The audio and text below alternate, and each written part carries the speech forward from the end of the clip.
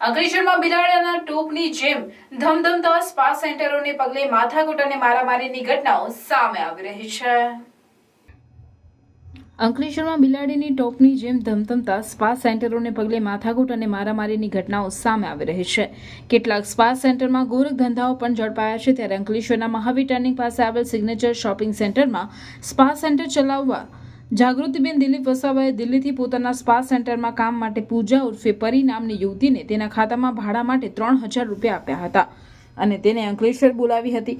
જે યુવતીએ અંકલેશ્વર આવી જાગૃતિબેનના સ્પાને બદલે પ્રકાશ વિશ્રામ સોલંકીને ત્યાં નોકરી શરૂ કરી હતી, જેથી મહિલા સંચાલક પરી નામની યુવતી પાસે નીકળતા રૂપિયા આપી દેવા માટે સંચાલક પ્રકાશ સોલંકીને કહ્યું હતું। જે બાદ ગતરોજ બપોરના સમયે મહિલા સંચાલક સામેવાળાના સ્પા ખાતે રૂપિયા લેવા માટે આવ્યા, તે દરમિયાન પ્રકાશ, પ્રિયા અને પરી સાથે રૂપિયા બાબતે બોલાચાલી થતા ઝપાઝપી થઈ હતી। આ ઘટનાના સીસીટીવી કેમેરાના ફૂટેજ વાયરલ થયા છે। બનાવ અંગે બી ડિવિઝન પોલીસે ફરિયાદ નોંધી વધુ તપાસ હાથ ધરી છે।